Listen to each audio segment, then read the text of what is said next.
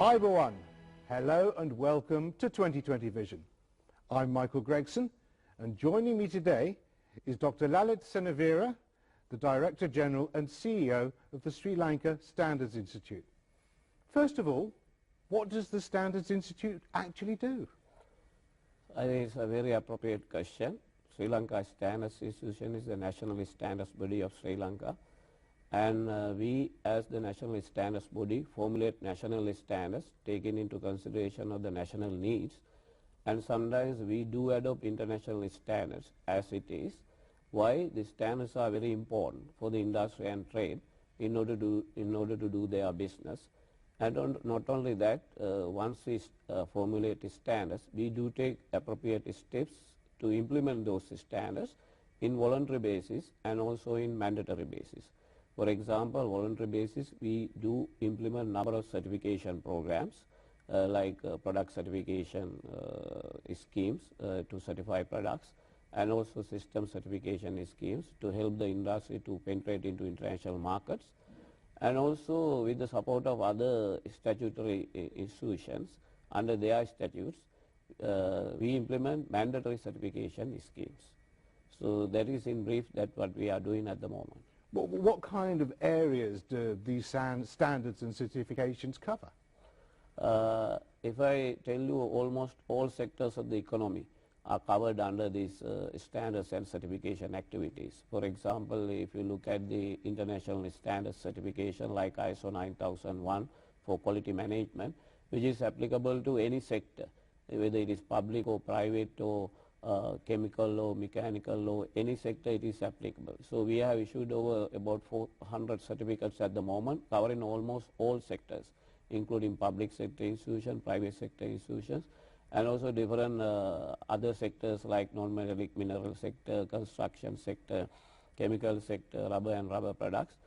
And with regard to the product certification, like SLS mark product certification, we have covered number of products coming under different sectors, food products, electrical products, different products like chemical products. So you can see that we are contributing to the economy through these certification activities. Why? Because with the certification, the product quality will improve, and as a result, the company is in a position to capture the market because the product is meeting the needs and wants of the consumer. On the other hand, the consumer can purchase a product with confidence because it has met the minimum requirements of the standard. So you're also helping to improve quality and safety for the ordinary Sri Lankan consumer. Exactly, because at the moment, if you look at in almost all the countries, the main guideline is to use standards to determine the conformity of the product. So which indicates the product quality is assured through the implementation of a standard. So these certifications are used by almost all the countries to assure or to give a confidence to the consumer or the general public that you can purchase this product with confidence. In case if there is an issue, the relevant institutions are responsible. So there is a two-way guarantees there. It's a very big year for you. You've been celebrating your 50th anniversary. How have you been marking your half-century? Yeah, I think it's a very good question. Over the last 50 years, now this year we are commemorating our 50th anniversary. We have done a lot of services to the country. Especially we have taken a lot of effort to improve the quality of life of the nation by implementing standards. And on top of that, this year we have started a campaign to educate the children about the standardization and quality, because we feel that they come to the society, and when they come to the society with an understanding of the importance of quality and quality management, then they can contribute to society to improve the quality of life. So as a result, we run an island-wide program, quiz program with children about the standardization and quality management. And not only that, we are going to have a unique exhibition on December 3rd to 4th, 7th, December 3rd to December 7th at BMICA to showcase the quality certified products and also to educate the public about the importance of quality and quality management and the standardization activities, which we feel that will contribute to develop our economy in time to come. So what sort of things will be on display at this exhibition? Yeah, as far as the display is concerned, a lot of sponsors are there. We told them to display their products and also to tell the general public before going ahead with the standardization and certification, what were their issues, and after getting certification and standardization activities, going through that, how they have improved, what they have achieved, what were the contribution they have gained. Like that, it's like a more interactive and education type of thing, which I invite almost all the citizens of the Sri Lanka to see that, because it is a unique one in this part of the world, which we are going to have it. It's also been a very good year for you as well, personally. You've won local awards and international awards. Tell me about that. Yes, because of my contribution to this field, I got the chairmanship of the ISO DEVCO committee, which is the committee responsible for developing policies for international standards for the developing countries as well as the developed countries. So they appointed me as a chairman of that committee. That is, I think, a great thing as far as I am concerned, because of my career here is more than 33 years. And also as far as the country is concerned, it is an honor to the country. And not only that, I got the fellowship from the American Society for Quality, which is the largest world-renowned body in the world, recognizing people who have contributed to quality profession. And also in the UK, I got the Fellow of Chartered Quality Professionalship from the IQA UK, Institute of Quality Assurance UK body. So I am the only person having that qualification from both the world-recognized bodies in Sri Lanka. So why did they choose you? You must be doing something right. Because I have done a lot of work to this country by developing my institution, and in the standardization area and also quality management area. And also I have written number of books in quality and quality management, and published number of articles in international magazines. And they have looked at all these contributions which I have made in selecting me for these positions, also by evaluating my past performance in my career. As you mentioned, you've been working there for more than 30 years. You must have seen some big changes. Yeah, exactly. It is very interesting in working in my institution, because you know that every time a new thing will come. Now, when the world is looking for environment side, then we have to formulate environment-related standards. When the world is going for disaster management, then we have to formulate disaster management-related standards. Like that, when the global warming comes, then we have to formulate that related standards. So every time your knowledge will update. So it is a very important thing, because when you are working in a position, it will not like a boring thing, because you will get new challenges. You have to read a lot. You have to understand the things. So it is I feel that in time to come, this message will catch up by the industry. But you must also check and enforce to see whether the standards are actually being met. Yeah, exactly. We do like that. Now, to tell you, now when we certify a product, that is not the end of the journey. So it is like this. It's a two-way process. But as an institution, we are not in a position to be there to check each and every consignment. That is why we look at, we tell them to develop a system in their premises, and to maintain their records as per the system, to ensure that whether there are any deviations, to take appropriate corrective action. But apart from that, we visit the organization and do random checks and take samples and test it in our laboratories. And also we go to the market, and market surveillance we do. Where from the market we take samples and see whether results are matching. If not, we give a feedback. Like that, we do that type of internationally accepted principles to ensure that the product quality is consistently conforming to the standards.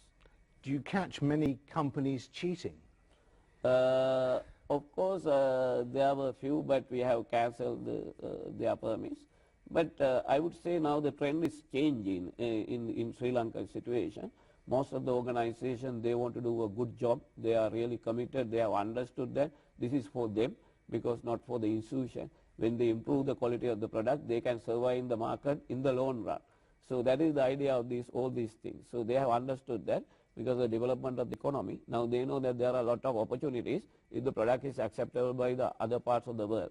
So it's kind of a win-win situation. Yeah. The businesses do better and consumers get a better product. Exactly. That is the whole end of the story of this kind of mechanisms. In other parts of the world also this is what happening.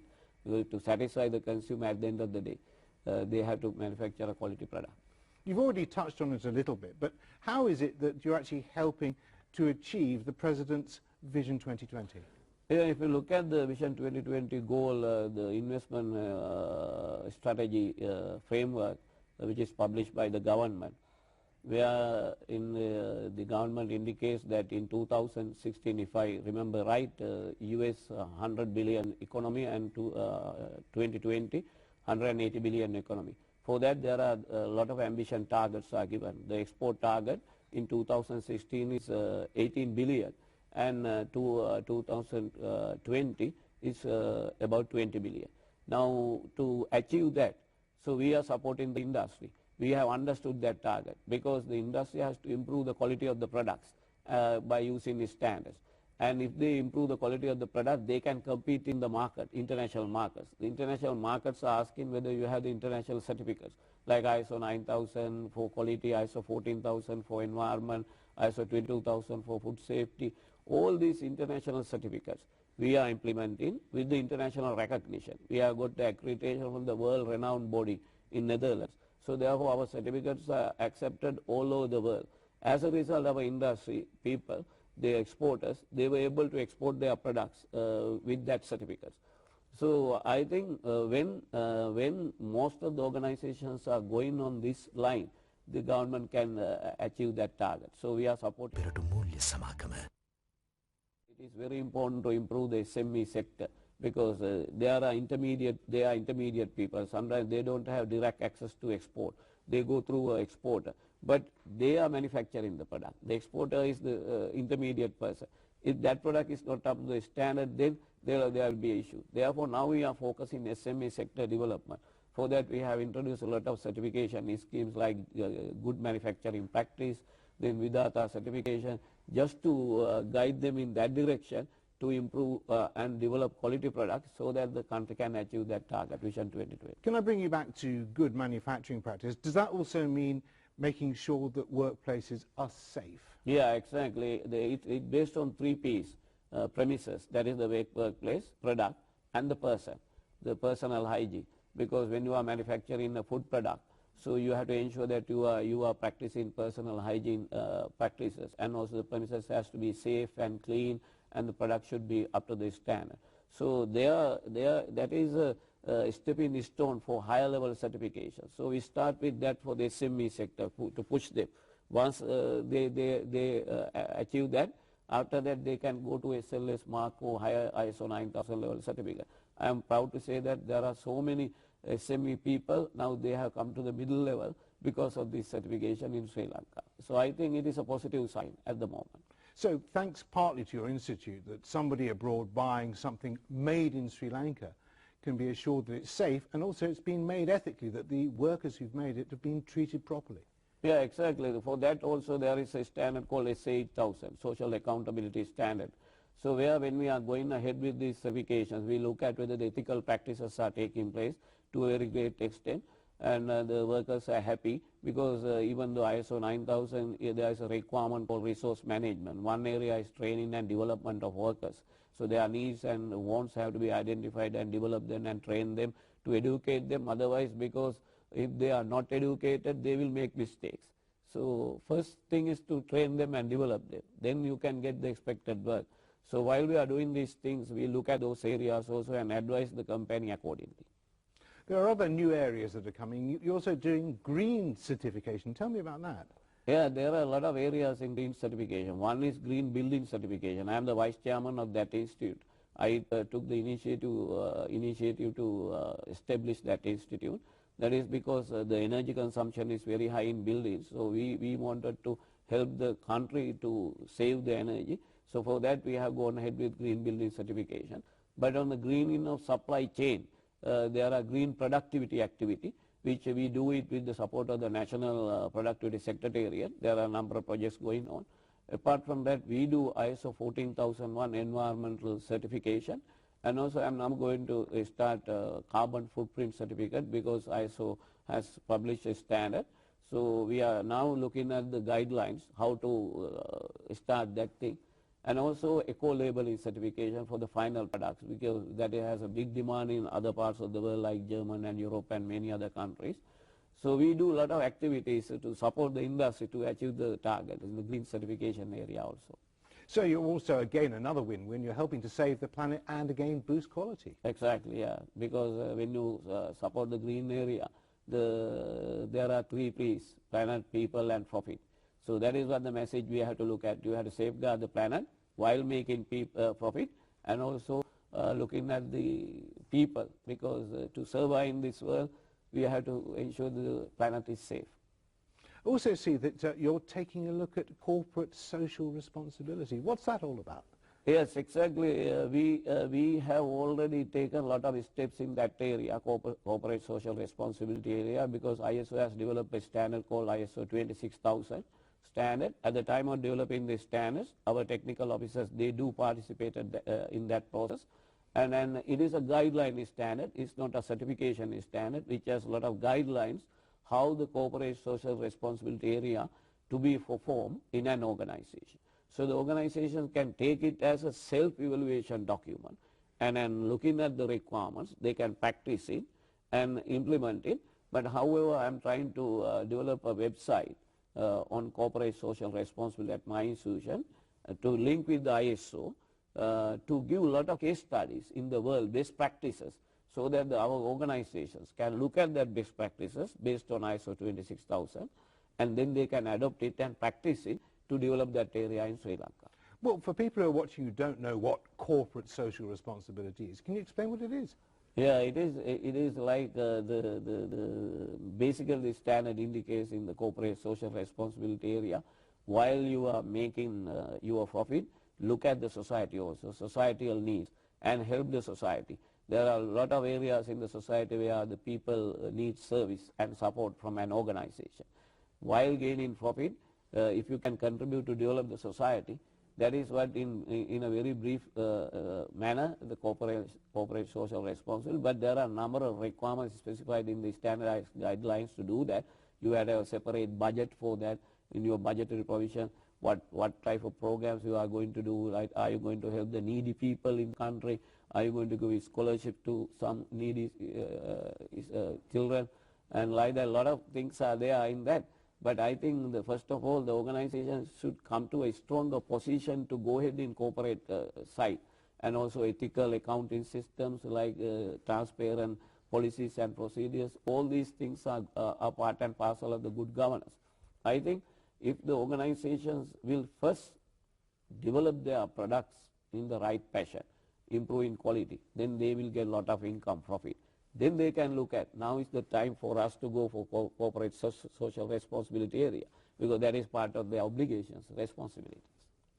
At the moment, corporate social responsibility is self-certification. So what's to stop any company saying, oh yes, we give back lots and lots and lots, without actually doing it?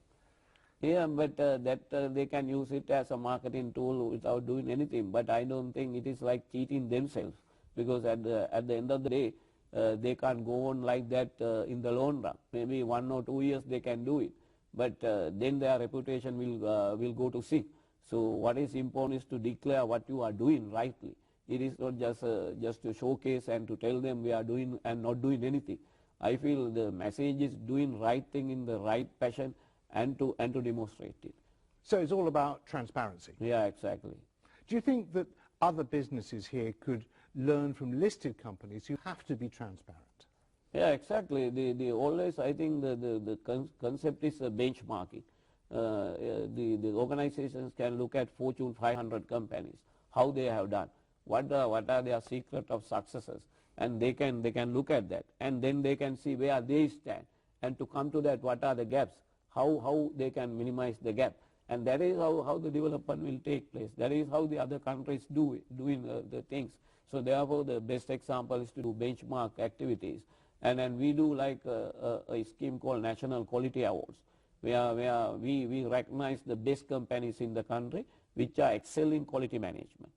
And I'm proud to say that There is Asia Pacific Quality Award also. So then the companies who won our award, they can compete with the Asian countries. So our people, they won that award also. That shows that our assessment is right. That is also a benchmarking process, especially on the quality management area.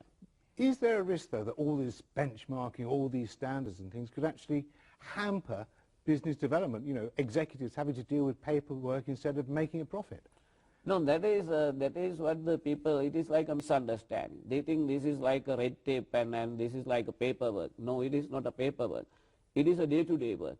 If people have not understood, it become a paperwork because they think that just set of manuals and procedures are the ones, ISO 9000 or ISO 14000, no, standards means that. That is not the standard. Standard means you need not to write documents. You have to look at the practice and see what are the gaps, what are the deviations.